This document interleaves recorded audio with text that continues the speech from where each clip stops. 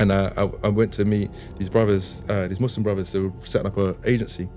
And we got in there, and on the way up there, I was getting these signs, like Allah was just saying to me, it's your time, it's your time. So when I got into the meeting, we didn't start talking about football. We started talking about Islam straight away. He said, brother, are you Muslim? I said, no, but I fast, and I've been fasting for the last, nearly 10 years. He says, I know why you're not Muslim. I was thinking, oh gosh, I know what he's gonna say, because every time this happens, it's the same thing. But he said, you don't want to disrespect the religion.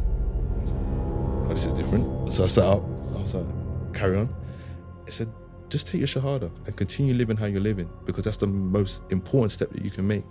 And then Allah will make it easy for you. Inshallah. I was like, you know what? No one's ever said it like that to me.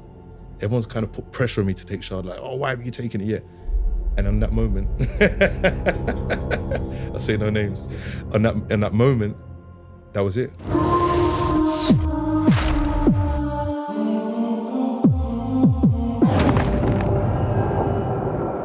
Bismillah.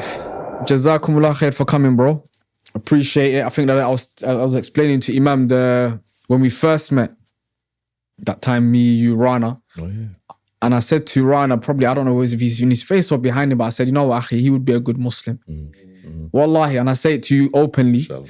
Just because you see what Islam does, it only highlights what you was. Do you get what I mean? So if you was a good person, Islam just pushes that more.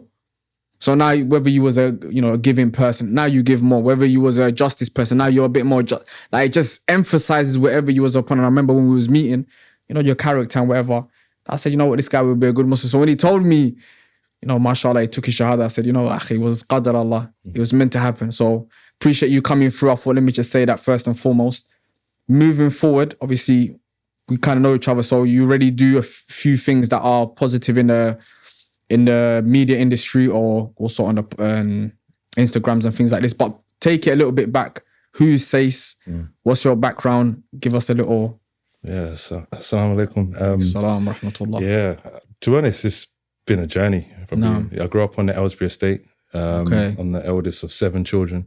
So there's a lot of responsibility from the beginning. So as you said, giving back has been the definition of my life, because it's been modeled to me by my mum, and everything that she's done.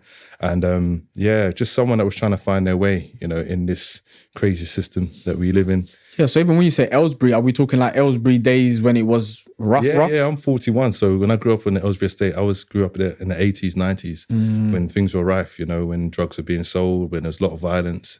It was a difficult area to grow up in, but it was still a beautiful community. And that's what I really loved about the Aylesbury estate. It was a very diverse community, and the people stuck together, even though we shared a common plight.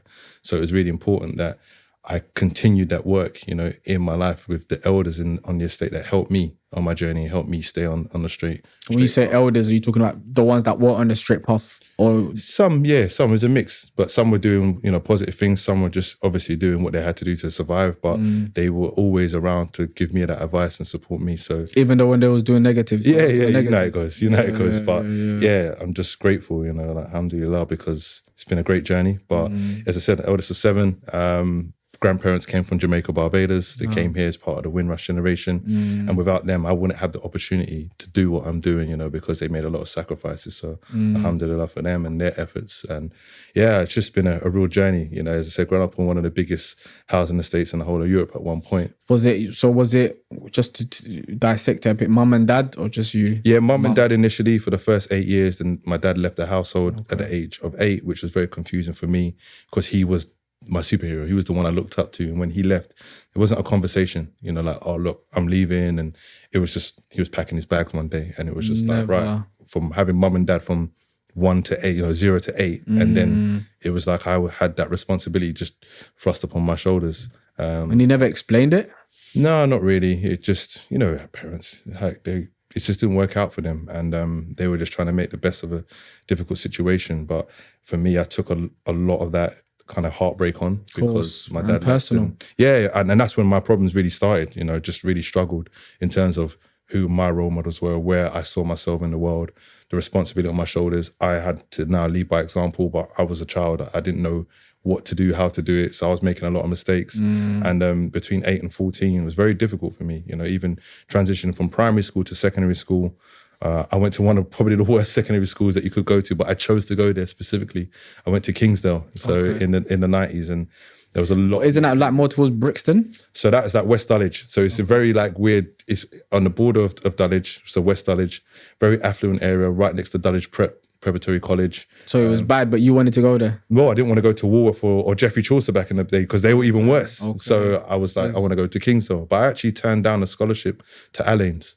So I didn't want to go there because I just knew I wasn't going to be accepted. I wasn't going to feel comfortable in that environment. And I just said to my mum, even though they offered me a scholarship, I don't want to go.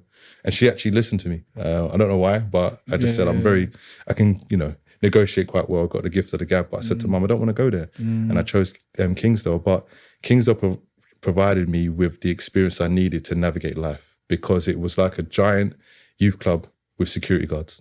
Okay. We had security guards. It was the only school that I knew that had security guards. It was like a giant episode of Blue Story every single day. It was Peckham boys, Ghetto boys, Brixton boys, and every day something was kicking off. But it showed me what was out there and what I had to prepare for. And I would, if I could choose to live on the Aylesbury estate and go to Kingsdale again, I would do it because it prepared me for life. So, Just on the point of concerning dad, so sometimes relationships don't work out.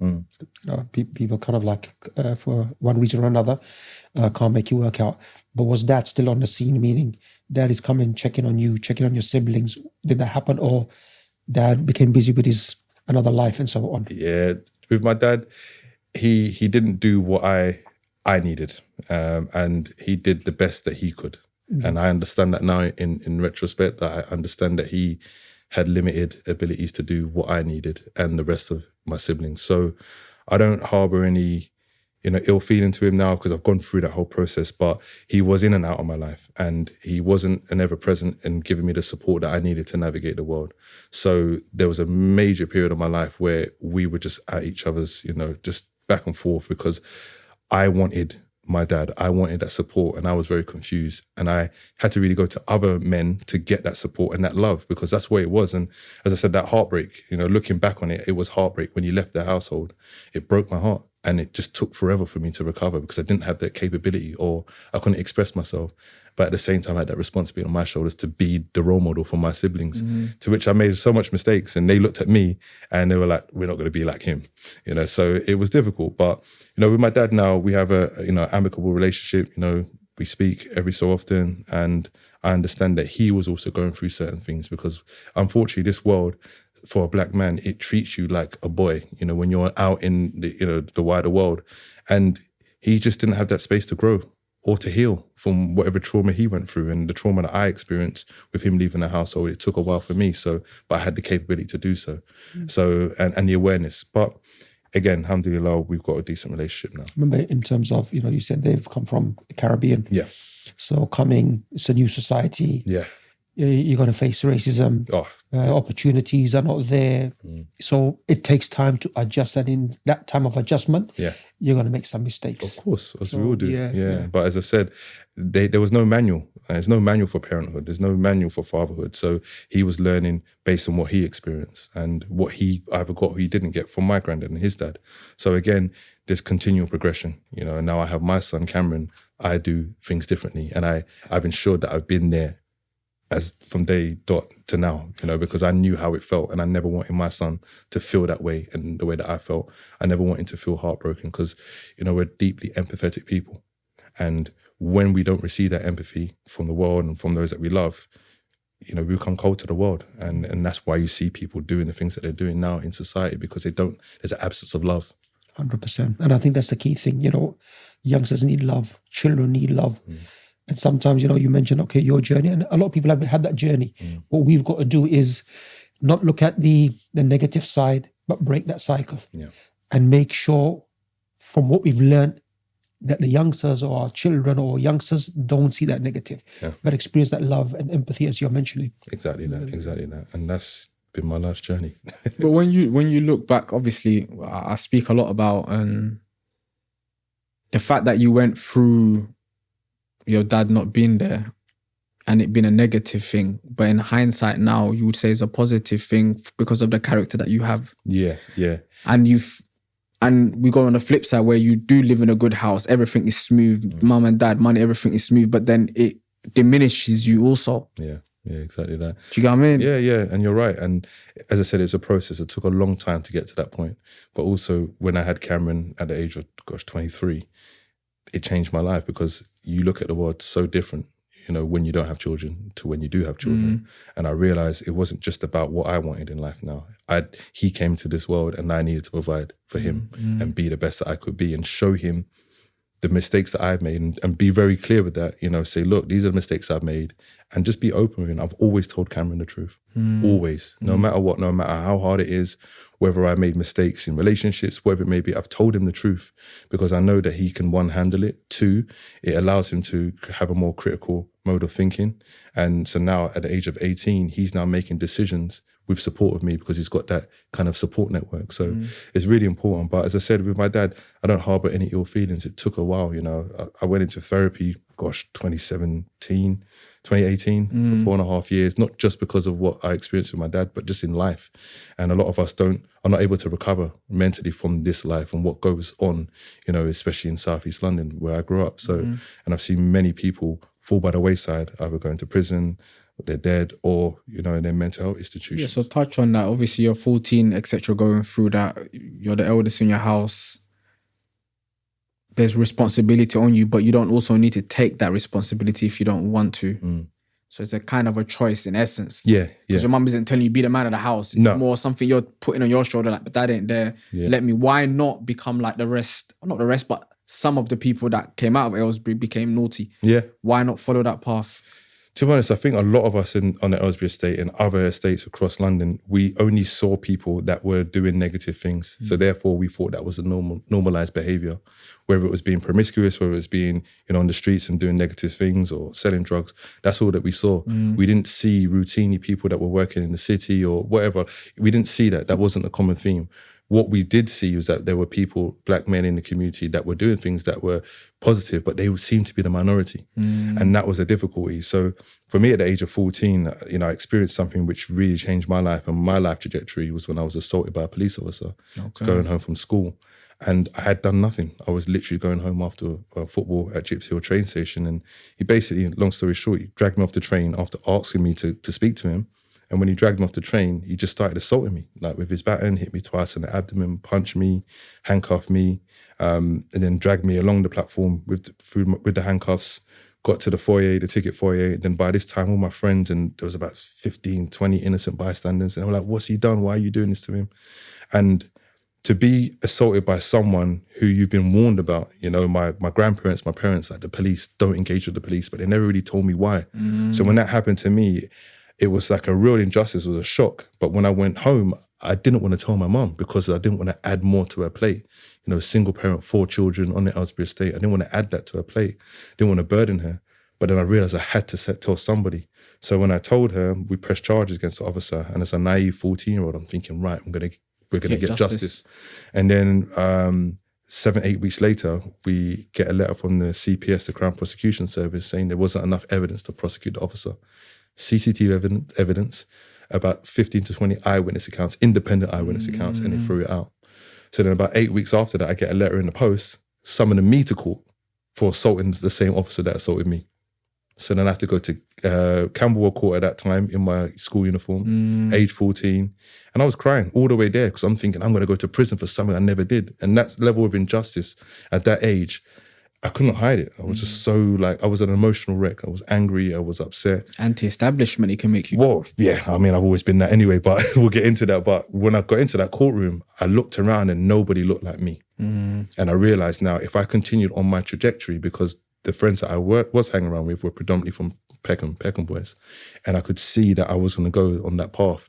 And I looked around and I was like, I can't allow these people to decide what happens with my life. So even though it was like a slap on the wrist, pretty much like a public order offense, I remember leaving that courtroom deeply upset. And then I just realized I needed to do something different in my life because I was going on a trajectory. And I've always been good at that, seeing where I'm going to go and working back from that. And I also witnessed a stabbing around the same time in Peckham, one of my friends. And I was just like, I can't be around this because I'm a man of extremes. I either go 100% or I don't do it at all. So if someone hurt me, I knew that who I was, then I would end up just being that person who's going to just go all out for that. So I said, no, I don't want that for me.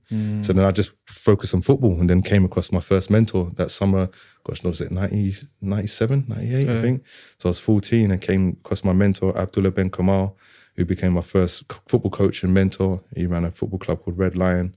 Before that, it was called Ajax Juniors. And he grew up on the Glebe estate in Peckham. And he started coaching because his brothers, you know, he's a Moroccan brother. They were all brothers. I think there's about 7 of them. And he was the eldest. And he was like, I'm going to just focus now on football to keep them off the streets and other young people. And that's what changed my life. So in essence, the police situation made you kind of change your perspective on the roads. Definitely, 100%. Whereas some would say that would be making them go into the roads a bit more. Yeah, I mean, I can see how that can happen, but I had the foresight. I knew where I was going to go, and I just didn't want that for myself, and I didn't want to disappoint my mum or my family, and I had to utilize that pain for good. So I did, and I just focused on myself because I wanted to play professional football. You know, Ian Wright was my hero now because my dad wasn't around in my life, and I big Arsenal support, and I wanted to like just play football, and that's what made me happy. That was my therapy, and I was a good player, and I knew that, but I knew I had to work. So when I left that courtroom, I said, I'm giving myself 5 years to make it. So by the age of 19, I'm giving myself the target to be a professional football player. No. That was my target. Credit to you. Just a few things on that. Credit to you. I mean, look, a lot of people would say, look, the system has failed me. I can't trust the system. Yeah. Not just from the police angle, but everything else. Fine, forget about this. And then you become like a victim. Yeah. And then victimization. And it's just kind of like a narrow road that you're kind of like going downwards rather than what you've done. Taking a very negative experience, especially you're not even an adult. You could be in in your 20s and face that and still kind of like find it difficult to kind of like understand and cope with. You're a kid, but you've taken that, learned from it, alhamdulillah, and still remain positive. The other thing is about the estate and stuff. So I was having a discussion with one of the youngsters, and we were speaking about, benefits in America, what they call welfare. So one of the things in the days of the Malcolm X Nation of Islam, they from early days told their followers, come off welfare. Yeah. Because while some might think this is like aiding us, it's actually containing and subjugating. Back to the estate, I sometimes feel the way the estates were made, it's like a semi-imprisonment, containment. Yeah. Any thoughts on that from yourself, from your experiences? No, I agree. When you look to America as well, and they call their housing estates projects, because it's a project. It's a project. It's a scheme to see how the lives of these people will transpire based on the stimuluses from the outside, and that's what they do. And with the Aylesbury estate, as I said, there's a ton of estates in London, but it did feel like that, especially when you woke up in the morning and it was grey and raining. You're just like, there's no greenery. There's no inspiration. And I had to take inspiration from that, by utilizing something I was passionate about, which was football. And that was my way out, just like so many other people, because that was the only visible and viable pathway for me. It wasn't about academia. It wasn't about education. It was about, this is what I can control and I can do this. And I believe in myself and I believe that I can do this. So there was an unwavering belief that I had, but also I wanted to support my mum. So badly, because I saw what she did every single day just to make ends meet, to make sure that we had food, clothes on our back. Like, she did everything, and she's amazing. And I'm just so grateful for my mum, because without her, I wouldn't be here doing what I'm doing. But, housing estates, there are some really good people there. And as I said, sometimes when you're in really dire situations and you've got to share a common plight, that's your connector. That's what brings you together. And you find solutions. And if my mum was late from work and people would bring us into the house, feed us, and that's what that was the true community of the Aylesbury estate. And that's where I really learned about community, from my mum first and foremost, but from the estate, from people from all demographics, all backgrounds. And really it shaped my view of the world in different ways, even though, yes, it was so much racism. On match days, Millwall fans will be walking through the estate, racist abuse. Things just around the corner. Yeah. So just Old Kent Road. So it was crazy. So, and then being assaulted by an officer, I felt that all white people were racist based on my experience, but I know that's not the truth. Did you not have white friends? In school, kind of, but it wasn't. In Aylesbury, there wasn't white people? No, we did. We just played football together, but it was still segregated because you felt, because of what happened to you in school settings, and when I first encountered racism, you thought there was always an undertone somewhere. So you never could fully trust who somebody was. But again, it wasn't just about white people. There was also, because I was Jamaican and from Barbados, between us and Africans, there was that internalized racism as well. Like the way that we used to cuss each other, it was terrible, really, really bad. And you're seeing now that there's been major progress in that in terms of people understanding that we're all African, and, we're all part of the diaspora. So yeah, I'm grateful to the Aylesbury estate because it gave me the opportunity to do what I'm doing today. And it's really, really important part of my life. So move on a bit. Obviously, you've gone school. You said you was at Kingsdale, you finished. How was GCSE? How did that go? Did all right. Got enough GCSEs to go to college. So I did 5 GCSEs, but I didn't focus in the first 3 years because it didn't stimulate me. The education system, like I knew about the system because I grew up watching Malcolm X. I learned a lot. My family's very conscious and they were anti-establishment in their cells and with their rhetoric. So I was very aware of that. So I just knew I had to work the system for me. So when I left school, got enough GCSEs to go to SFX, which was probably the most social college back then. But I went there to do A-levels because that's what everybody was always told me I should do because you're so intelligent, do your A-levels. And it wasn't for me. I should have done B-Tech and done a football academy route. That's what I wanted to do at SFX, but didn't work out. But after a year, I got thrown out of SFX because I just wasn't engaging. Like I left every Friday. Work-wise? Yeah, just on Fridays because at the time I had my girlfriend. I'd go and meet her after school and just wouldn't go to RE, but it's a Catholic college. So again, they just threw me out and it was one of those things. But if I didn't get thrown out of college, then it wouldn't put me on the next journey to go to another college and then realize that this wasn't for me. So I dropped out of college again and really started focusing on football. As I said, at the age of 14, I really focused on trying to make it professionally. And I was very close to that. I was being watched by a few clubs. I was offered a scholarship to Howard University when they came here and played a team from the Brixton Summer League, a representative side. That didn't happen because of September 11th. And then the following year I got scouted. And then after 6 weeks, I was flown out to the Republic of Ireland and then playing for a team called Mullingar Town. After an hour of training, they offered me my first professional contract, age 19. So that was my target. And one of the things that really motivated me to get to that point was actually reading Muhammad Ali, King of the World. It was a gift from my auntie at the age of 18, my 18th birthday. Still got the book. And when I read that book... It's a biography, no? Yeah, so it's an autobiography, I believe, yeah. Okay. So when I read that, it just changed my whole perception. I realized that there were no limits. The limitations that were placed upon me were myself placing those limits on me, not the world, outside world. So by doing that and achieving that, and even when people within my family said, you won't make it in football, I said, all right, whatever. And when I did it, I was like, right. And I got that scholarship. I was like, all right, do you believe in me now? So it was really important for me because I achieved that and I put a lot of work in to get that. And living in Ireland was great. It was a great opportunity. And then from there, went to Romania, got a professional contract in Romania with a team called FC Brasov, but my agent was extremely greedy, messed up the whole deal. I was one of 4 players out of the academy that they picked up. So after playing 2 years pro, I came back to England, back to the Aylesbury estate, back to my mum's house, on the sofa, because by then she had my 3 little sisters. And I was like, what do I do now? Yeah. So I had to fall back on coaching. And my mentor, Abdullah Ben Kamal. So how do you know your pro stops?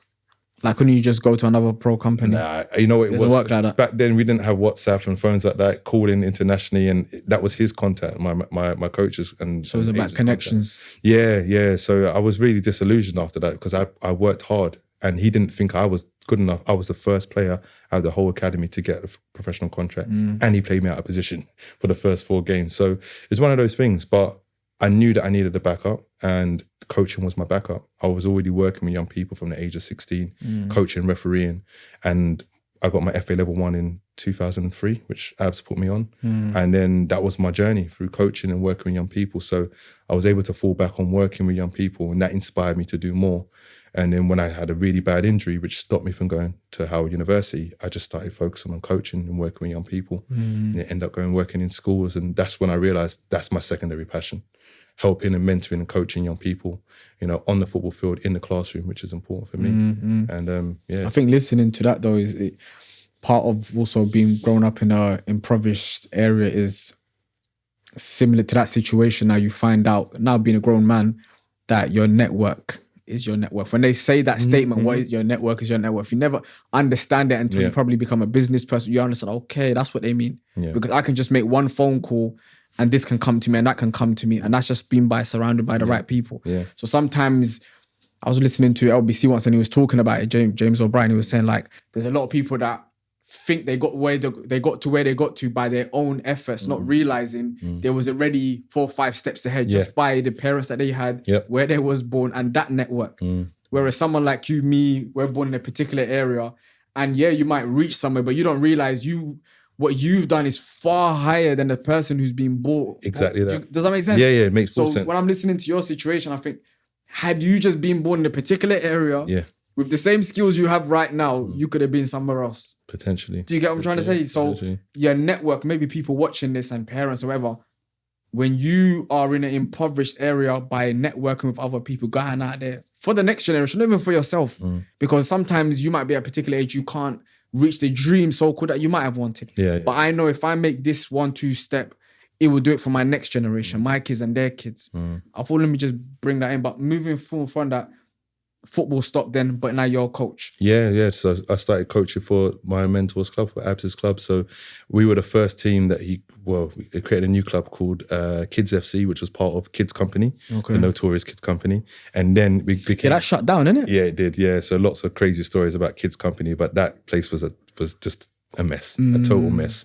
But out of that, Abs created this football club, Kids FC, and then it became Bethwyn FC as part of the adventure playground around the corner. And then Bethwyn FC became a massive club. At one point, it probably had about 25 teams, even including girls' teams, based out just off the Old Kent Road and the Burgess Park. And he just upskilled a whole generation of young people, and with us being the first coaches, and then people followed suit. So you had all these ex-players or players for Bethwyn becoming coaches from a young age and just carrying on the work of what Abs and his philosophy, So uni and that, you decided not to follow that path and follow more this path? Yeah, it wasn't for me, because I was actually making decent money, like coaching. I was working at 2-3 jobs, from 2005 onwards, but I could see clear progression. And with everything that I'm passionate about, I put my all into it, 101%.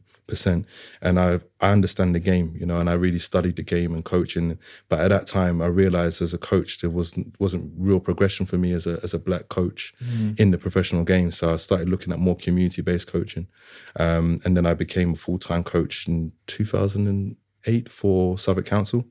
So part of Southwark Community Games. So it's a year-round sports offer. We go into schools, do a lot of coaching and mentoring, go into council estates and provide free sessions in different sports. So football, cricket, you name it. So I'm qualified in about 7 different sports now because of that. So but then I realized that there was only so far that I could go. And I tried to go on my UEFA B, which was level 3. I did my level 2. And the assessor was a guy called John Bayer, who was the head of the Centre of Excellence at Arsenal back then, was an academy. And he was like, go straight onto your level 3. And when you do that, you got a job at Arsenal. So that was my motivation. He was like, you understand the game. You know how to coach. So I was like, right, I'm going to do this. Went back to Southwark Council, said, look, I need to do my level 3 because I've got this opportunity. And then I went to Greenhouse Bethwyn. I was like, look, I've got this opportunity. They both vetoed it. So I was like, all right, cool, because you didn't want to see me progress. So I decided, all right, I'm going to go back to education. So at the age of 28, in 2010, I decided to enroll to the University of East London. I actually applied for Goldsmiths as well. They didn't get back to me for youth and community work. And then they accepted me as a mature student at the age of 28. And that's to get the UEFA thing? No, I just went a totally different direction because they couldn't deny me going to university because it's continuous professional development. So they had to give me that time off legally. Whereas with the UEFA B, it wasn't the same. So I was like, right, I'm going to go to uni and study full-time whilst I work full-time, which many people don't do. But it was that time for me, I had to grow. And I knew with Cameron at that time, he was only 4. So he gave me an added sense of motivation when he was born in 2006. And I wanted to showcase to him that you've got to work, you've got to dream as well. So I remember going into that library, my first lecture, and I was like, this is long. Like, why am I here? But I knew if I got through this, inshallah, that I was going to be on the best journey possible. And that's what happened. So what did you sign up to study in? So youth and community work with sports development. So initially it was youth and community work, which would have made me a qualified JNC youth worker. But then I tried to be cheeky because I was working in sports development to try and get credits so I could finish my degree earlier. That backfired. But it was actually the most beautiful study. The combined degree was great because sports development and, youth and community work with sports development, so many synergies. And studying, as I said, full-time. I was working full-time for Southwark Community Games, part-time coaching for Bethlehem for Abs's club. I was also doing 10 hours a week youth work and playing semi-pro football as well. And I had Cameron as well, I had my family. Easy. So that was probably the most productive period of my life, that 3.5 years. So yeah, alhamdulillah, I graduated in 2014. And that was probably one of the best days because my mum holds education such high esteem. Yeah. So she's I think a that teacher. generation does too. Oh, yeah. But she's comes from a family of educators and teachers. Okay. So my mum's been a teacher now for the last 16 years.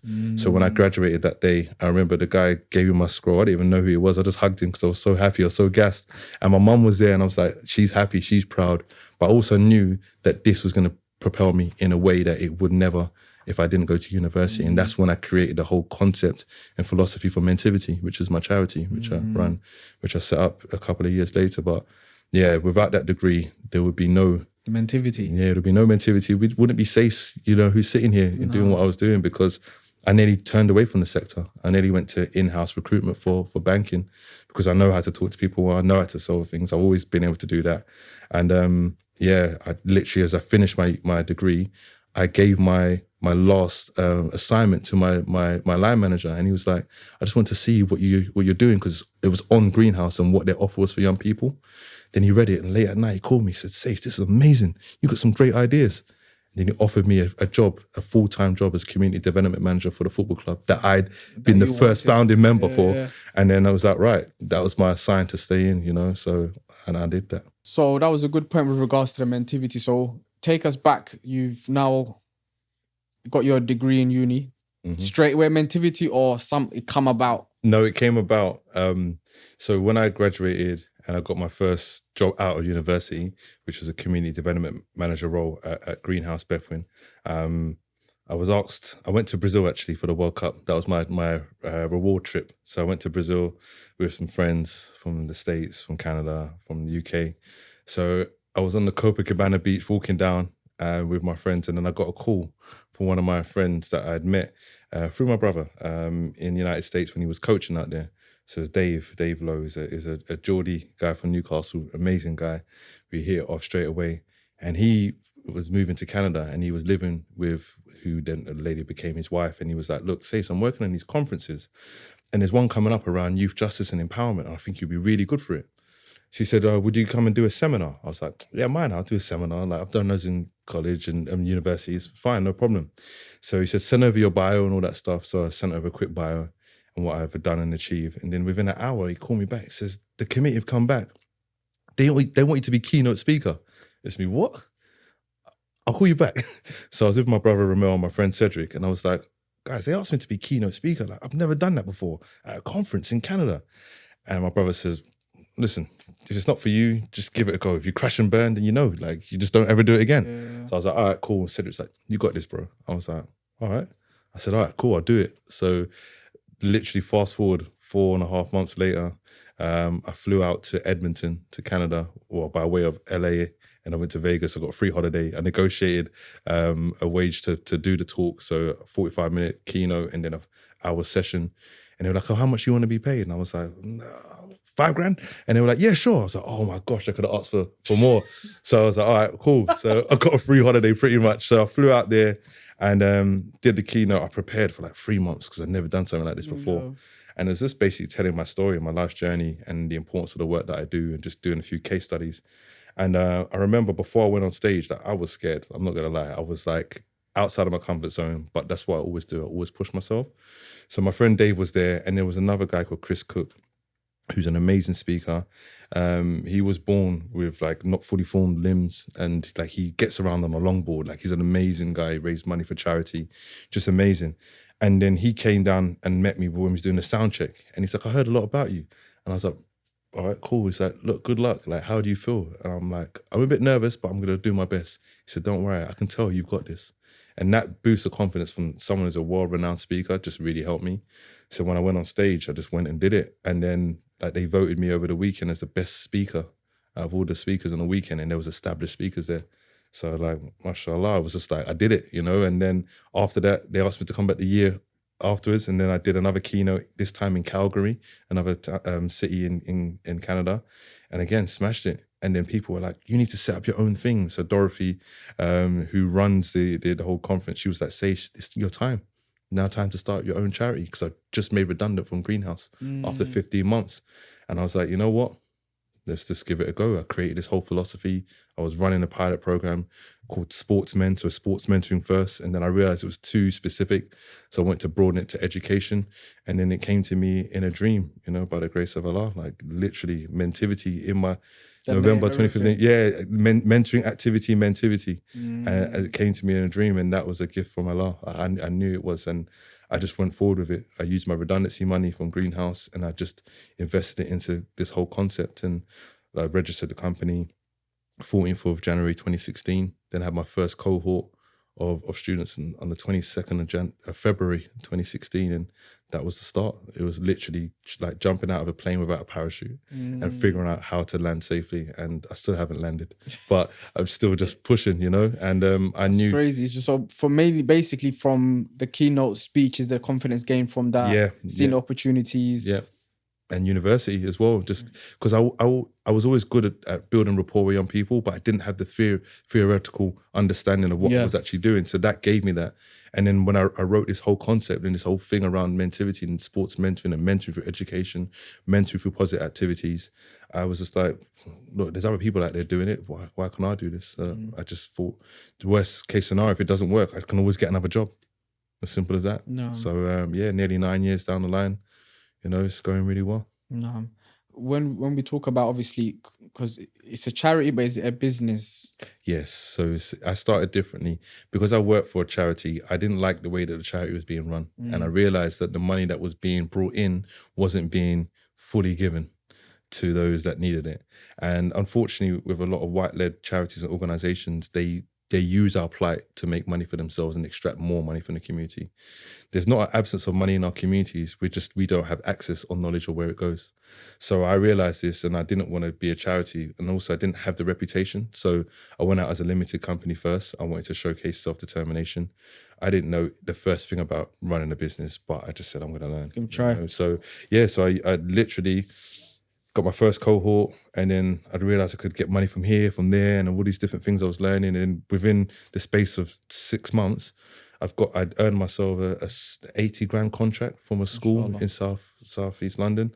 And then I realized I didn't need a building. There was minimal overheads. I could go on site, deliver this service to young people, educate the parents, support the parents in the process, and just be that middle ground. And it just grew from there. So then I had my brother Tyson came on board as part-time, and then Leon, our other co-founder, came on board in September. And I had my friend Sule, who was really just very pivotal and helped me get that all up and running. And he joined and supported me. And it wasn't easy, you know, working with the most marginalized, disaffected young people that were from pupil referral units, that were on the verge of being permanently excluded from schools. But we knew how to deal with them. We knew that we could show them love and encourage them to move away from the negativity and show them a different path. And I think hit on that because obviously because we kind of know each other, I see some of your posts. So one of them, obviously, of that young brother that passed, Raheem. mashallah. So how, obviously, there's the positive side of things, making money, you know, working with people, changing people's lives, and then there's that side. Yeah, that's the most difficult part of the work that I've done. Since 2008, I've lost 13 young people that I've worked with extensively. That you know? That I know extensively. Like I've coached, I know them, I know their families, 13 young people. Never. And the first one... And they come from a particular area or just all over? Pretty much mainly Southwark, because that's where predominantly most of my work was, but there's other young people that I've lost, but those that I've worked with closely, 13 young people. And the first young man was a young man called Lyle Tullock. He was at the pupil referral unit that I worked at in Sills in Peckham, and he was stabbed, I believe, on the Rockingham estate. And it was just a shock, you know, when his life was taken, because he was just the nicest boy. Like literally didn't hurt anybody. He wasn't involved in any of that. He was just someone that was actually failed by the system. And so when he was killed and I went to his funeral, it's just the most sad. And just, it gave me motivation at the same time, but it was very difficult to see that level of grief. But then, as I said, we've lost so many young people. It was young man Jeremy. We had Raheem Barton, who I'd known since the age of 8. So he was probably he was about 11th or 12th, 10th or 11th young person. You mentioned him more. Is there a reason? Raheem was someone that reminded me of me at the age of 8. When I saw him in that playground, when he went to a school called Keyworth, and I was working for Southwark Community Games, we were doing tag rugby. And I saw this little rebellious young man wearing a Liverpool shirt, and I could just see me in him. And I asked him to do something, and he just, no, I'm not doing it. And he was giving me this energy because I was this authoritarian figure, as a coach. And I don't know, something just drew me towards him, and I just kept working with him. He was excluded from that school, and then he went to another pupil referring it for primary school students, and then I was working there. So I just had all this contact with him, and I don't know, something just resonated. His energy just resonated with me. And then I found out over time that he was born in October, so I was born a few days later, so 24th October. I'm the 3rd of November. So it was just like there were so many little synergies, but just his energy, I could see that he could use this for good. He was always a leader. So then I lost contact with him for about a couple of years, and then I came across him when I was working as pupil through MTIV, and we were supporting him. And he was like, "Oh, I remember you," and we kind of had that rapport. But it was always difficult because I was pushing his boundaries and trying to make him see that where he was going was going to end up. So unfortunately, but then when his mum came in for a meeting, she came into the meeting, and I looked at her and she looked at me and was like, "I know you." He said, "I know you." Then we were talking, and then I said, "Oh yeah, I went to Kingsdale." She said, "That's it, Kingsdale." And then it all came flooding back. When I was in Kingsdale in year 7, she was in year 9. Her and her friends looked after and mentored me when I was in year 7. Never. Because I was on a madness when I was in Kingsdale. I was fighting everybody, and they were like, "Look, you're a good-looking young man that's intelligent. You can play football. Why are you doing this?" And they were older girls. So I'm like, yeah, all right, I need to change. I need to fix up. But then I remember they looked after me. So then when she was in there, I was like, That's all this a full time, circle. right? All this time I've been working with your son. I didn't know it was your son. So that was the age of 14. And then, yeah, he had got stabbed at the age of 16. And then we saw videos that he put out as part of Moscow 17 in Zone 2 when Peckham had this whole beef. And my brother found this video, and we knew he was getting involved in things, and his older brothers. And it was just like, right, we need to get him out of the country. So his mum sent him to Jamaica based on the recommendation from us. And he went to Jamaica, and then he started to kind of recover. He was outside of that environment, and he grew up on the Brandon estate, which was a difficult estate, to grow up in. And, it was between Kennington, Elephant and Castle, Camberwell. And I remember I was in Paris at the time, and then his mum called me. He was like, "He wants to come back." I was like, "Look, I don't think he should come back. I don't think he's ready to come back, and I don't see anything positive with him coming back. So, but it's down to you as a parent." And she was like, "Look, I can't stop him from not coming back." And I'm like, "You got to try." But I said, if he does come back, what we will do is that we had a football club that my brother had founded called City of London FC. We'll train him up to be a coach. We'll really find out what he wants to do, and we'll support him and start paying him so he can see a different way of earning. So he came back in February, and then within 3 months, he was shot and killed. 3 months? 3 months, the May the 5th, 2018. And that day was so surreal because the day before that, we knew there were shots fired on the Brandon estate. So we got calls. And so there's something happened the day before? Yeah, something happened and they were, Zone 2 were going in the area, and they were just taunting each other online. But this Zone 2 and Moscow, they're the same area? No, so Zone 2 is Peckham, like Bell's Gardens, and then Moscow 17 is the Brandon estate. So they're literally like Walworth Road. But the issue that we have now with these gangs and different sets is that it's postcodes or it's areas now. So you can't even go to the end of the road now without stepping on somebody else's territory, but it's territory that you don't even own. So they're fighting for things that they don't even know what they're fighting for. So when Raheem was shot and killed on the 5th of May, he was actually with me on that day. So I picked him up in the morning, and then we went to coaching. And what you could see is that when we drove over Blackfriars Bridge, his shoulders just, and it was just like, then he started being out of his shell, being a kid again. And he was only 17 at the time. And he was doing really well. So he was coaching with us for about 7-8 weeks, and he was building up his knowledge, and he was doing really well. And his hay fever was absolutely just wreaking havoc for him on that day. His eyes were red. I said, "Bro, same for me. We've got to push through." And he put on the most amazing session. We hadn't paid him up until that point. And he put on an amazing session. He pushed through. It was a hot day. It was like 27, 28 degrees. And then we paid him. And it was only £15, but we put it in his hand, but he earned it. And when we put that money in his hand, his face just lit up. He was like, you know what? Love for this, you lot. Love for this. Like, you guys are always looking out for me. I want to do what you guys are doing. Look what you've built here. Look what you're doing with MTIV. And he wanted to be an architect. So we actually took him to an architecture firm. So one of the parents from City London FC, a lot of parents were pretty affluent. He built Beyonce's house in LA. Like, he's proper. So we took him there. And then when it was like, oh, how much does it cost? How much did you get paid? I said, oh, this one cost 10 million. And his mind was just blown. So he was like ready. And that breakthrough was on that day, the 5th of May, 2018. We made that breakthrough, put the money in his hand. I had to go to the West End to go and get some stuff with my son. Tyson was like, look, if you want to go out, I'm going to take you home, call me or Sayce, and we'll come and get you because what's going on the estate. Yeah. Didn't listen. Then he went out, he was on the block with his friends, they were playing football, and then they were walking back, and then he was shot, on Camberwell New Road, on the Brandon estate. Targeted. Yeah, and it was horrible because Raheem is someone that's always is a brave person. He'll walk towards danger rather than go away, so he walked towards the danger. And when I got the call, it was like, yeah, whatever. Like, he was just with me.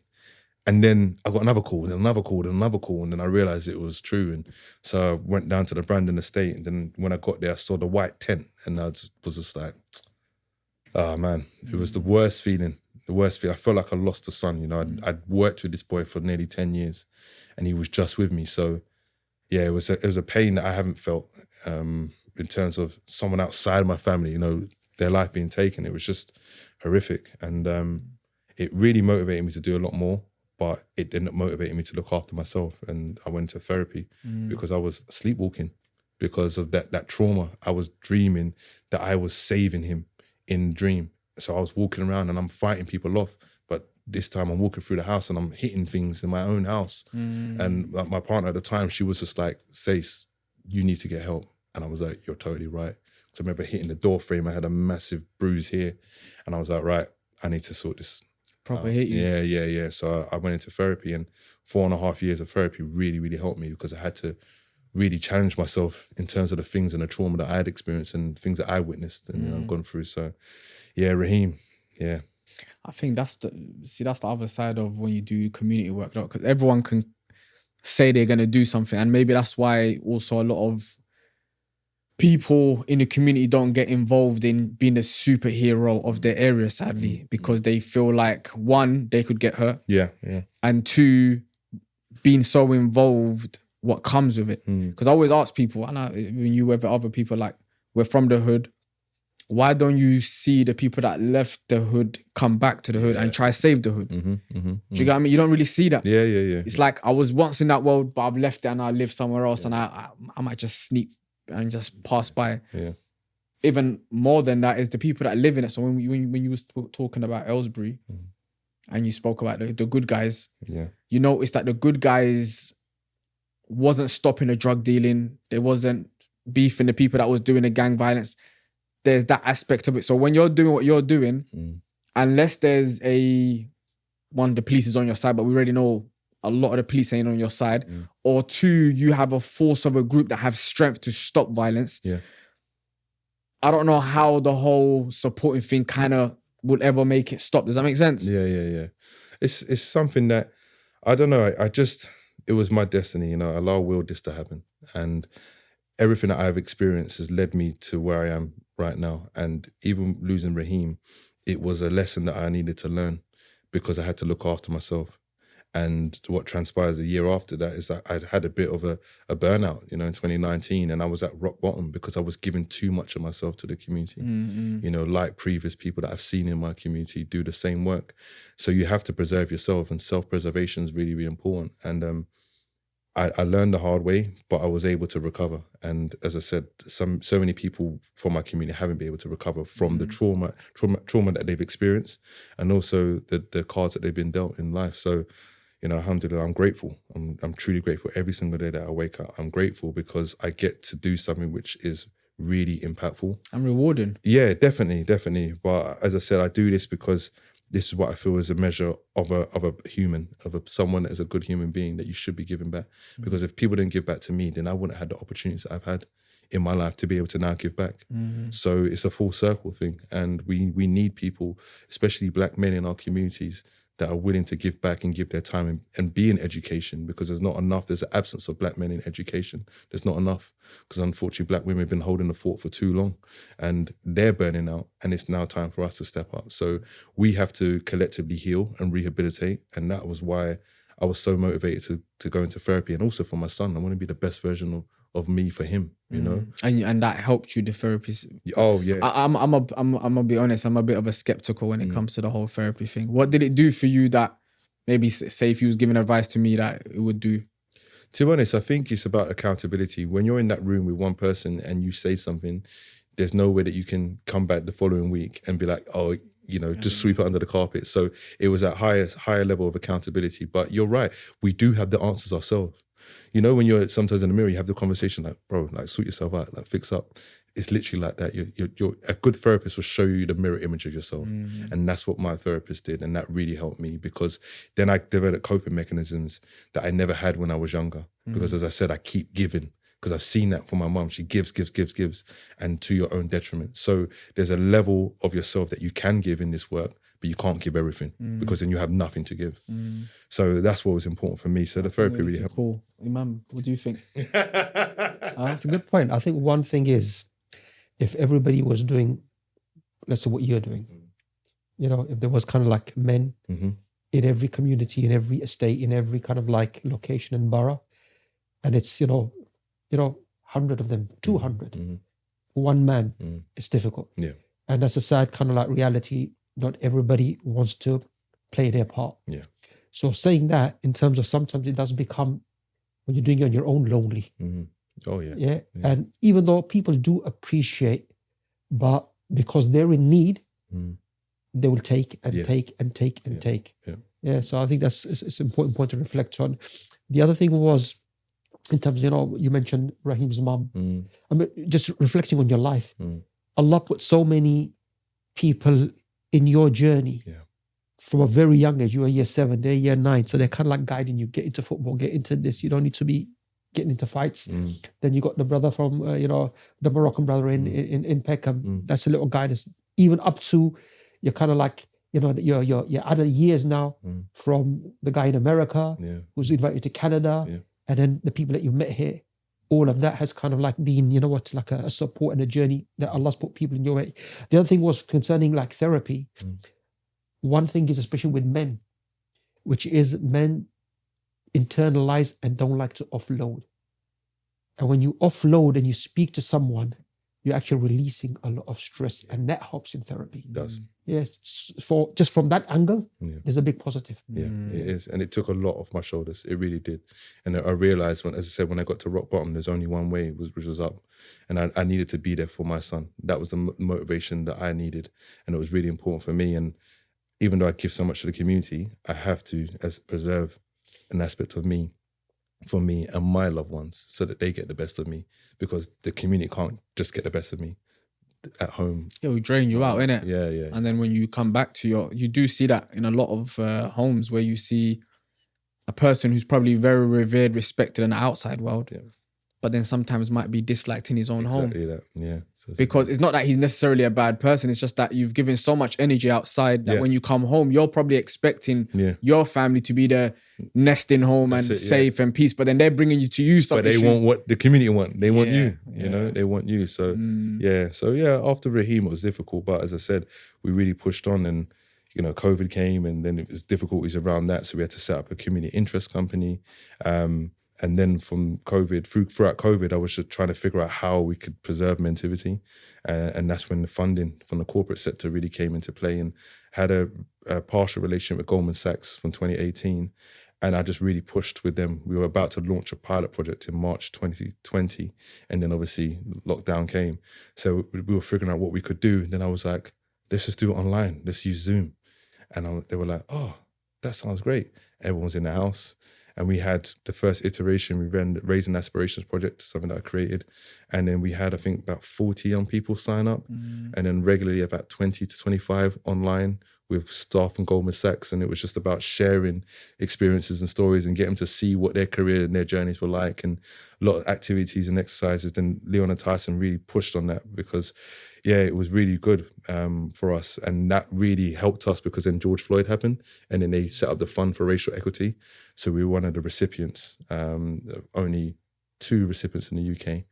So a fund from there was doing yeah. So Goldman Sachs, their head office is in the city, but their staff were really keen to work with us.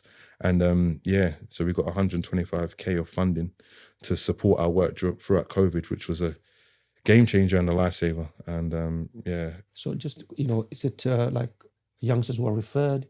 Is it also boys and girls? Yeah. Is it you going into schools? Yeah. So MTIV, basically what we do is a lot of outreach. We go into the schools, do a lot of one-to-one mentoring, a lot of group mentoring. So we call it conversation-based learning. So it'll be like a 12-week program. So we'll build rapport by going in and sharing our story in the first session. Then we'll set out expectations and ask them what they need from us and how we can support them on their journey. So that consultation is really important in utilizing that. But the themes are really the same. They're pretty common, around resilience, around emotional regulation, around how to articulate themselves, building confidence, how to be accountable and be responsible. A lot of different things, how they learn and look at their learning styles, and doing we used to do something called, a personality test, so they could see their traits and who they are. So just really it's about a journey of self-discovery, and it's really, really important. And then working with the school teachers to build a more inclusive environment so then young people are not excluded, who then get picked up on the streets and county lines and child criminal exploitation. So it's really early intervention mentoring. So it's really, really important. So you also work with police. So touch on that, because obviously there's been few police issues. I saw that you done one way. I work independently. Put that in there, yeah? Sure. Guys, independently. I'm not a fed. But on that topic, Listen, time to cancel the podcast now, man. I'm joking. No.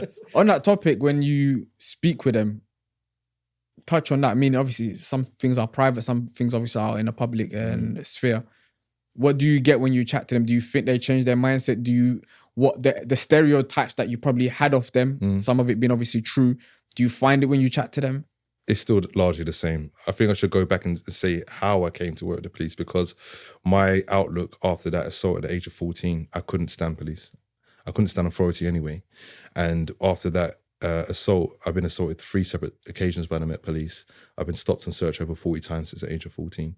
So after when you were 14, 2 other occasions? 2 other assaults, okay. Yeah, 2 other assaults. And what I saw is that what happened to me is every time I had a police interaction, that subconscious trauma of that 14-year-old, that inner child came out. And then as a man or a young man, all I had to do is show my bravado and be like, look, get aggressive, because I was fearful that could happen again. And obviously we've had, since 1990, we've had nearly 2,000 police custody deaths since 1990 in this country across the UK, with the Met probably, there's a proportion about maybe 50% of that, maybe, or 70%. The Met being like in a city. Yeah, so Metropolitan Police are the London police force, so about 35%, I think. But so there was that inherent fear, and I felt powerless in those situations because of what happened to me before. So every time after, the legacy of that stop and search was anger and frustration, because you just sit there and think, you're just targeting me because I live in this area and because I'm black. And I've just felt powerless. So fast forward, May the 5th, 2020, so the 2nd anniversary of Raheem's death, I was actually living with my gran, looking after my gran, and I was making food for family and friends and people that just needed support at that time because people weren't earning. So I love to cook. So I was cooking and I was delivering food to people that needed it. And I was actually taking it to a friend that lost his mum in Brixton. So I dropped some food to him, and then I was on my way to do my next drop off. And I was on John Ruskin Street, which is just off Wharf Road, near the Brandon Estate. And I saw this police van with about 12 officers around 2 boys, 1 white, 1 black boy, about 17, 18. And it just looked super intimidating. And I couldn't drive past it. So I stopped, wound down the window. I says, officers, sorry, I was across the road. Sorry to interrupt. Just want to make sure the boys are okay and everything's all right. They all turned around, looked at me. I was like, yep, they parted, asked the boys, are you guys all right? Do you need me to stay? They were like, you know what, we're good, thanks for stopping. We're all right, it's all right. So I said, all right, thanks, officers. And they all turned around, like, yeah, all right, whatever. And then I drove to the end of the road, went to Cost Cutters to get some dates to break my fast, because it was during Ramadan. So then I parked up, got the dates, went back into my vehicle, got into my vehicle, went round the block, came back. It's about 45 seconds. As I'm driving down the Wharf Road, I see blue lights behind me as I get towards Bagel King. So I'm thinking, oh, it's not for me. So I'll pull over. And then they pulled over, a van, a car, and was like, get out, section 23, misuse of drugs. I was like, hold on, what's going on here? I just got some dates. You just saw me. It's the same people. The same police officers. You just saw me. They're like, no. I said, guys, your observation skills have to be better than this. Like, you just saw me. Yeah. So then they're approaching the car. So I'm not getting out of the car. Like, it's COVID. I'm living at home with my granny who's vulnerable. I don't want to get out of the car. You're being detained for the purpose of a search. So I had to get out. So as I got out of the car reluctantly, the biggest one is about 6'4", white guy, just grabbed me. And I just thought, you know what? I'm going to have to fight. But in my mind, I was like, no, that's what they want. I just said calmly, take your hands off me. I didn't even resist. Take your hands off me. Take your hands off me.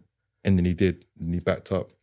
And then they were surrounding me and they were like, yeah, you just made a dodgy maneuver and you look like you just made a drug deal. I said, look in the backseat. I just bought my dates. There's food. I'm delivering food to families that need the food and some of my mentees' families. I'm a coach. I run an organization in the area. Look in the boot. And they were just knocking it out the park. No, you look like a drug dealer. Look at what you're wearing. Look at your car. You got tints. I was like, all right, cool. And I felt myself getting more and more angry. But I realized, I was like, no, not today. Not on Raheem's anniversary. I was already hyper emotional. I said, no, this is going a different way. So then I calmed myself down and I started filming it on Instagram Live because I wanted people to see how they treat people like me who are doing positive things in the community. So it's about a 10-minute video. And then I just started talking to them. I just started educating them because I realized they were children. I was like, I'm not going to allow you to mess up my day. So I filmed it and then carried on my journey. And then I sat on the footage for about a week because I wasn't sure if I should release it. I didn't know what was going to happen. And then I thought, let me speak to my family about it. And they said, look, you got to do what you got to do. Put it out on Twitter and Instagram, went viral. And then in the video, I said, you know what's going to happen? I'm going to train you guys how to talk to young people. Yeah. And the Met Police are going to pay me to do it. I guarantee you. And once I said that, that was it. So yeah, alhamdulillah, I went to the local MP. I spoke to the Chief Inspector for Stop and Search. And then within 6 weeks, I launched my training program at Scotland Yard to educate new recruits on how to deal with the community. So that was a really, really important part of my journey. The icing of the cake would have been if it was the same cups you just... yeah. Well, there was an ongoing case with the IOPC, so I couldn't have any contact with them. But when I saw the body-worn footage, the way they were talking about me was ridiculous. And it's just like the... As in like what, before? Well, after they were detaining me, so obviously we reviewed all the body footage. One of them was like, oh, next time I see him, this is going to go so much different. One person said to me, when I was standing in the road and they said, wouldn't it be funny now if a bus just came and wiped him out? That's what one officer said. And when it came back from the IPC, they said there was no case to answer. So I said, this is how they're talking about me. I have not done anything. I'm not a criminal. They were treating me this way. No case to answer. So my compensation, was doing the training. So I did the training. I put myself like right in. Yeah, it was just crazy. How did you find it? That's what I was saying. So once that happened, now that you're in front of some of them. It was difficult, but I was educating them around the experience and I was doing it from my perspective. And I was really raw when I started delivering it. And it was something that I wanted to showcase to the community, that we could hold police to account in a different way and educate ourselves as well and extract the funds to do the things that we need to do, because routinely they'll come to us and ask for our expertise, but not pay. We're not community consultants. We do it for free. Of course. So yeah, they paid me for that. And I launched a 24 sessions I ran for Southwark and Lambeth Police. And then I was working very closely with the Mayor of London, with Sadiq Khan and Mopac. And I was just learning, I was immersing myself in this whole thing. And pretty naive to some degree, but I knew that if I could just sow the seeds in the minds of certain officers, then that would be enough. I wasn't going to change the organisation. I wasn't naive like that. But I've been training the police now for the last 4 years. I've trained the City of London Police around cultural competency. I educate them around colonialism, imperialism, around how people see the royal family, how people see authority, and get them to understand what we go through on a day-to-day experience from my perspective, you know, the Black British experience and how it's further compounded by racism and the systems that are in place and how they uphold that system through their oppression and their violent oppression routinely in areas. So how do you, because obviously we made a joke about it, but so what's, not that I agree with it, but what's the problem then with Black people and Asian people becoming police officers? The problem is that the environment is insidious and it's racist. It's basically reflective. Yeah, it's reflective of society. We can't expect police to change their rhetoric and the way they see the world if we don't change it in society first. So it's a kind of chicken and egg approach, but we've got to try and do something. So I'm just trying to inspire people to do more. Because you do see the officers that are Black and Asian sometimes, just sometimes, being worse than the white man. Of course, because they're in an environment where they have to prove themselves. Because if they don't, then they're going to be marginalized and they're going to be victimized. And that's the insidious nature. And that whole culture change is something that has to shift not only in the Met, but within society itself. So it is difficult, but I'm doing this now. And it's really important that I do this because I want people to see that this person who was once a victim of police brutality is now doing this. And I'm working independently. So, and that led to me being appointed by Sadiq Khan on the new London Police Board. So I'm one of 12 independent advisors to the mayor. And we had a board meeting on the 19th of September.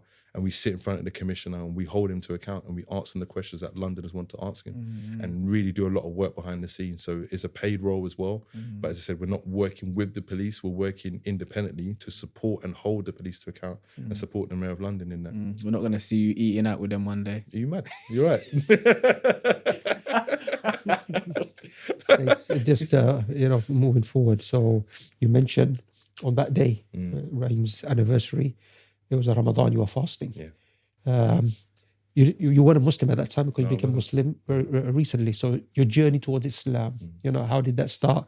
The brother that was mentoring you in Peckham was a Muslim already. So you had kind of like Muslim friends, associates. Yeah. And then, of course, Ramadan 2020, you were fasting. Give us that journey to Islam and where you are today as a Muslim. It started at about around the age of 9, 10 when I watched Malcolm X. Okay. And watching Malcolm X, it was something that every time I watch that film, it brings me to tears because you know what's going to happen and you want to prevent it because he's done so much and he's given so much to us as a people and that legacy continues to live on. So when my auntie gave me the book, Muhammad Ali, King of the World, Malcolm X features prominently in that book, which led me to reading Malcolm X's autobiography. And that really changed my outlook. And I always had a really close affiliation with Islam. And then when September 11th happened, I saw the way that Muslims were being marginalized and being racially profiled. And it broke my heart because I could feel that as a Black man. And that was my experience. And I knew that it wasn't what it was, presented as. So I gave that book, I read it, and I gave it to one of my longest friends, Sir Khalil. So Khalil reverted to Islam in 2003. Sir Khalil. Khalil. Oh, okay, I thought you said No, Khalil. Khalil. Guy's a sir. No. Sir Khalil. Okay. So it's been my friend from primary school. So we've been friends at the age of 4. So I gave him that book.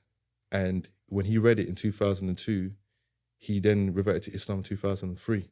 Because you saying Khalil? Like I'm thinking Khalil's Muslim. Khalil, you know Khalil. He's Muslim now. Yeah. He's Muslim now. You probably him. Definitely. No, but because Khalil is usually a Muslim name. Yeah. But so his name was Daniel back then. Oh, okay. Sorry. So literally, I gave him that book, and then he reverted to Islam. And I was like, wow. I was like, that's amazing. Yeah, so I was learning so much from him over the years, and it was something that I, again, as I said, because of the books that I read, I was just really close to it. So fast forward about 10 years, I was in America, I was in Washington, D.C. And I was like, you know what, I'm just going to try and fast for Ramadan. I had no clue what I was doing. I didn't know how to do it. I was in the house, I was like, my throat's dry, could I even swallow my own salah? I don't know what to do. And I was like, right, that was year 1. I tried it and I did my best. And then I learned more, spoke to Khalil and my good friend Rana as well, who I met playing football in Ireland. And they were just giving me more information in and around that. And then 2014, I did it. I did the whole Ramadan and just kept doing it every single year, So it was a beautiful progression. So look, see, the thing with fasting is no one sees you fasting. So why, you don't have to do a pretense. What made you do the whole month knowing that you could break at any time? I wanted to one, I was grateful that I was able to eat whenever I could eat. And I wanted to put myself in the shoes of others that are not able to do that. But I also wanted to see if I was able to do it. And also spiritually, it just felt right for me at that time.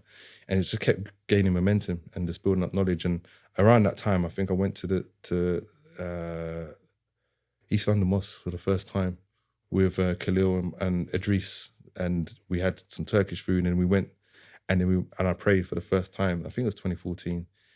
And it just, when I walked out, I had the most amazing feeling. I just felt at peace and I was just so happy. And then I thought, every year I'm going to do this. I'm going to keep learning until I feel it feels right. And just gain that momentum. So did you have a concept of believing in God, believing in the hereafter? Yeah, always. My family were Christian, growing up, but my mum never forced it upon us. So I always believed in God, always. But I didn't subscribe to Christianity. It just didn't feel right for me. Never did. But Islam, as I said, I had a closer affiliation to it. So I just kept building up my knowledge, and fasting just gave me that momentum. So 2020 was just like, continue, keep pushing on. And it wasn't until I went for my brother's wedding in Washington, D.C., I went to Harlem. So I've been to New York so many times, but this was the first time I went to Harlem with my now wife. And I wanted to go to Dr. Betty Shabazz and Malcolm X Center. So we went down there, and then it was actually closed. And there was a brother called Abdul Malik who was like security. And he said, you know what? You guys are from London? All right, just come in. So we walked in. And when I walked in there, it was just the most amazing feeling. And as I said, I've always had a very close affiliation. Was that a mosque that he was an imam in? Or no, it's the Dr. Betty Shabazz and Malcolm X Center. So it was the Audubon Theatre. That was where Malcolm X was killed. Okay. Yeah, so it's the Audubon Theatre. So that's what it was called before. And now they have that cultural centre there. So when I went there, it was just the most beautiful experience. I ended up being there for nearly 4.5 hours with Abdul Malik. And my wife and I were talking with him about Islam. We were standing on the very spot where my brother Malcolm was shot and died. And we spoke there for about 4.5 hours. And I was ready to take Shahada on the spot. Like literally, I was ready to take Shahada on the spot. But my now wife wasn't ready because it was a new concept for her in that respect. So she said, I'm going to read the Quran. I said, I need to read the Quran as well. So we did that. And then over the course of 2022, I just felt myself getting closer and closer to it. And then I had a meeting in December 2022. And I went to meet these brothers, these Muslim brothers. They were setting up an agency. And we got in there, and on the way up there, I was getting these signs. Like Allah was just saying to me, it's your time, it's your time. So when I got into the meeting, we didn't start talking about football. We started talking about Islam straight away. He said, brother, are you Muslim? I said, no, but I fast, and I've been fasting for the last, nearly 10 years. He says, I know why you're not Muslim. I was thinking, oh gosh, I know what he's going to say, because every time this happens, it's the same thing. But he said, you don't want to disrespect the religion. I was like, oh, this is different. So I sat up. I was like, carry on. He said, just take your Shahada and continue living how you're living, because that's the most important step that you can make. And then Allah will make it easy for you. Inshallah. I was like, you know what? No one's ever said it like that to me. Everyone's kind of put pressure on me to take Shahada. Like, oh, why have you taken it yet? And on that moment, I'll say no names. In that moment, that was it. And I remember leaving that meeting. And I called my now wife and said, I'm taking Shahada. I'm ready. And she said, I'll take Shahada with you. I'll follow your lead. And I was like, mashallah, that's beautiful. Let's do it. And then April 8th, 2023 was the day. So my friend Khalil came round. He was like, look, this is how we do it. And then my wife Natalie, her friend Mohammed came round. So obviously we need 2 witnesses. And then my son was there, and then our friend was there as well. And then we took Shahada. And it was the most beautiful feeling. It was like, wow, I've done it. And it felt so right. And that was the step that I needed. And there's still so much to learn. But that's what put me on the journey. MashaAllah, man. It's the important thing he mentioned right in the beginning, that he met you before as a Muslim, and you already had that good kind of like character and discipline. There's a statement of Prophet Muhammad, peace be upon him, where he said, look, the best of you in Jahiliyyah before Islam become the best in Islam. Yeah, it just enhances you. Your already good character is further enhanced. Yeah. In positivity, through Islam. No, so Alhamdulillah. Alhamdulillah. And obviously, now that you're Muslim, because obviously there's going to be people that watch, sometimes, obviously I got a construction company, so sometimes I go to a building site and the most cockney guys like, Abdul, mate, what's this about Allah? And so now that you're Muslim, is there things that you didn't understand that you kind of understand the concepts of now, or is there new things you found out? For those people that are non-Muslim that might be watching. Yeah, I'm learning every single day. I wish I had more time. I need to make more time, inshallah, to learn. Started Arabic now with Mashallah. my mum, so which is, beautiful. But also just to add that my son took Shahada a year to the day that my wife and I took Shahada. Mashallah. So we had our nikah November 25th, 2023. And then I was just trying to lead as best as possible. Learning the prayers in Arabic is difficult. It's difficult, and I feel like not knowing and understanding Arabic is a hindrance to some degree. So that's why we're learning. So my son's actually learning as well. But during Ramadan, we came to Jummah here at the masjid, and I said, "Oh, just come with me." So he came with me, and then we prayed. And then when he came out, his face, he was just like, Dad, his chest was up here. He was just like so happy. He was like, I feel like at peace. I feel really good. That was so beautiful. And I was like, all right, cool. So then I went to Whitechapel and I got him a prayer mat. So I came home. I said, here you go, son. And I got him some oud as well. I said, here you go. And then we were planning to go out on that Sunday, the 7th of April, with Khalil and his sons. So I told Cameron, so make sure you meet us. And he's like, yeah, cool. So then he said, oh, Dad, I got to meet Mum. And I was like, all right, no worries. Link us afterwards. And then he ended up at his girlfriend's house. I'm like, I could see you on the app. I'm like, bro, why are you there? Like, this is not right. We said we were going to spend time together. When you come home, come and find me. And he was like, all right, Dad, all right. So he came in. I'm like, Cam, I want to spend time with you. It's important as a family, it's really important. He said, no, you're right, Dad. I apologize. But I got something to tell you. I'm like, what? I'm ready to take Shahada. I cried. I cried. My wife and I, we all cried. We just hugged each other and we cried for about 10 minutes. Because it's the most, even now I'm getting really emotional because knowing that he took Shahada because he saw his dad and his now, stepmom do it. It was just beautiful. And he was just like, I just feel ready at the age of 17, And then he was like, let's go to the masjid tomorrow. And I was like, hold on. It's a year to the day. I was like, alhamdulillah, Allah's the best of planners. No. 1 year to the day. And Imam Shakil did it, he took Shahada here. And I was crying the whole time, But it was the most beautiful moment. And just now the whole family, is Muslims, which is beautiful, alhamdulillah. May Allah bless it, man. Allah bless it and put barakah in it, akhi. I mean, you're like I said from the beginning, starting of the podcast, I see you as a sincere person. And you can read people, when you've been in a particular life, you can kind of just see good people from bad people very easily, people that play up to the group or whatever. So I appreciate you coming through.